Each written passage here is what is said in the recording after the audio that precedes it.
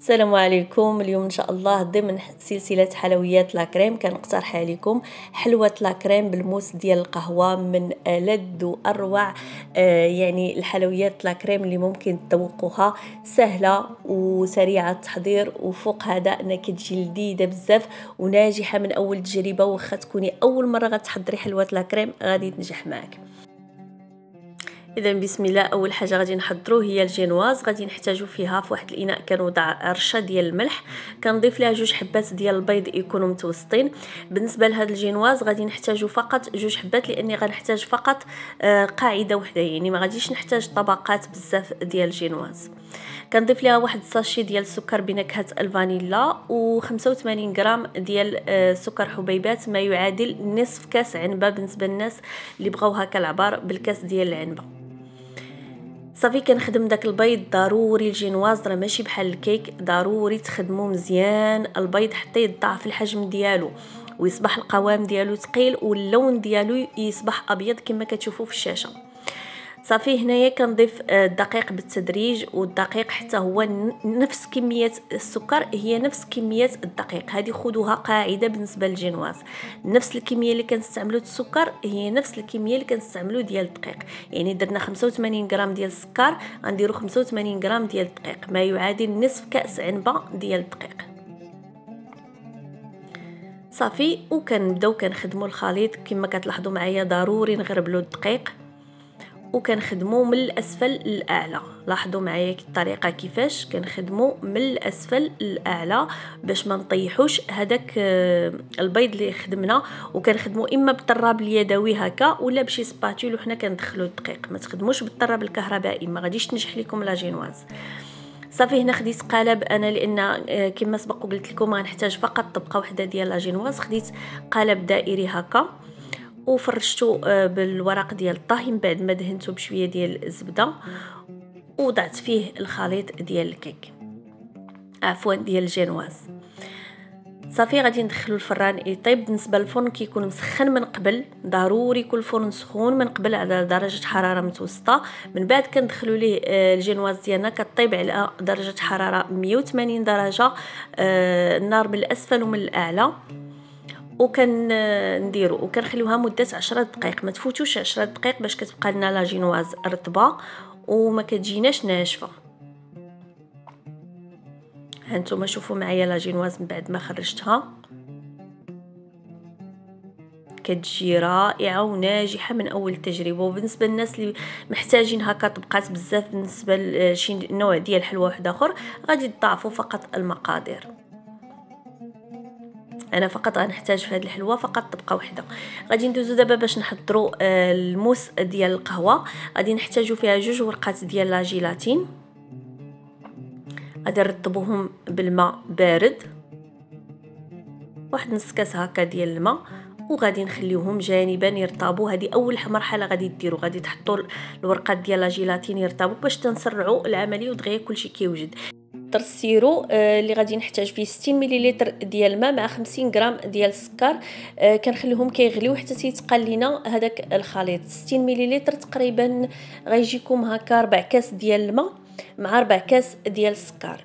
صافي هنا خديت 2 صفر ديال البيض كنخدمو مزيان حتى تيضاعف هكا الحجم ديالو شويه وكيصبح اللون ديالو ابيض. ضروري تخدموا صفرة البيض مزيان في الاول. شوفوا معايا السيرو كنخليوه مده 5 دقائق حتى تيبدا كيغلى لينا وكيبان لينا هاد الفقاعات فيه. تقريبا 5 دقائق على نار هادئه كيكون واجد.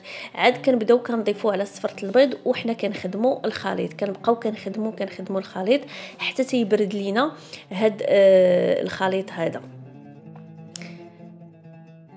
في هذه الاثناء اش كندير؟ كناخذ القهوه سريعه الذوبان، كناخذ منها 2 معالق ديال القهوه صغيره، 2 معالق صغار من القهوه سريعه الذوبان.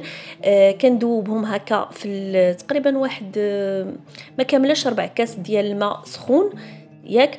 وكنضيف عليهم تنعصر دوك 2 ورقات الجيلاتين كنضيفهم عليهم وتنفرغهم هكا على الخليط ديالي وتنخدم الخليط كما تشوفوا معايا. يعني كناخذوا دوك الورقات الجيلاتين كنعصرهم مزيان وكنضيفوهم لهداك الخليط القهوه اللي حضرنا مع الماء سخون دغيا كيذوب داك لا جيلاتين. صافي هنا عندنا الكريمه. عندي هنا 200 مليلتر ديال الكريمه ديال القشده الطريه. انا استعملت كريمه ماشي حلوه فغنضيف ليها السكر. نتوما الا كانت عندكم الكريمه حلوه فما تحتاجوش تضيفوا ليها السكر. كنخفقها مزيان حتى تيبدا هكا شويه كتبدا كتقال. من بعد كنضيف لها 30 غرام ديال السكر. طبعا الا استعملتوا كريمه ما تتكونش حلوه، لكن الا كانت عندكم الكريمه حلوه فما تضيفوش ليها السكر. وبالنسبه للناس اللي يعني يستعملوا العلبه ديال الكريم شانتي غادي تخدموا بها مع كاس ديال الحليب يكون بارد مزيان. ومن الافضل قبل ما كنخدموا الكريمه هاد الاناء اللي كنخدموا فيه الكريمه، يعني البول اللي كنطربوا فيه الكريمه، ندخلوه للثلاجه حتى تيبرد عاد كنخدموا فيه الكريمه باش دغيا تطلع لكم الكريمه وما تعذبكمش. بالنسبه للكريمه ملي كنبداو كنخفقوها راه ما كنطلعوهاش بزاف حتى تولي ثقيله بزاف، غير كنخدموها شويه وصافي، يعني تنحسوا بها تماسكات صافي وكنحبسوا التطراب. كنضيفوها كما كتشوفوا معايا هكا على دفعات على الخليط الاول اللي حضرنا ديال القهوه، وهكا بشويه يعني كنحاولوا غير بشويه كنخدموا الخليط من الاسفل للاعلى باش ما نهرسوش هذاك الكريمه اللي حصلنا عليها. صافي كتصبح عندنا موس ديال القهوه بهذا الشكل. بالنسبه لهاد الموس القهوه في هذه الاثناء ممكن تضيفوا ليها اي نوع مكسرات بغيتو، فواكه اللي بغيتو. انا ضفت ليها هنا المشماش اليابس، قطعته قطع صغيره وضفتو ليها. هنا غادي ندوز الجينواز اللي كتكون بردات، كنقطعها هكا. شوفوا نتوما القالب اللي غتستعملوا. انا استعملت هنا قالب دائري، ممكن تستعملوا يعني قالب تيكون مربع اللي بغيتو ولا مستطيل اللي متوفر عندكم. غلفتوه هكا بلاستيك غذائي، ضروري تغلفوه بلاستيك غذائي لان هاد الموس غادي نفرغوها هكا باش كنحصلوا على واحد الوجه ديالها كيجينا مسطح، يعني ما غنحتاجوش منين نفرغوها، يعني منين نزولوها من المجمد عاد نبداو كنقادوا ليها الوجه ديالها، لا كتخرج مقاده. داكشي باش قلت لكم بالنسبه لهاد الحلوه راه ساهله بالنسبه للمبتدئات، المونتاج ديالها ساهل بزاف. صافي هنا بالنسبه للجينواز غادي نسقيها بالسيرو، اما السيرو القهوه او لا السيرو عادي. بالنسبه للسيرو انا سبق لي وشاركته معكم، غادي تلقاو عندي في القناه، وغادي نحطو لكم في صندوق الوصف. غنحط الرابط ديالو في صندوق الوصف بالنسبه للناس اللي بغات تحضر هكا السيرو في البيت. ممكن تسقيوه بالحليب، ممكن تسقيوه بالعصير، او ممكن تحضروا القهوه يعني معصره وتسقيو بها.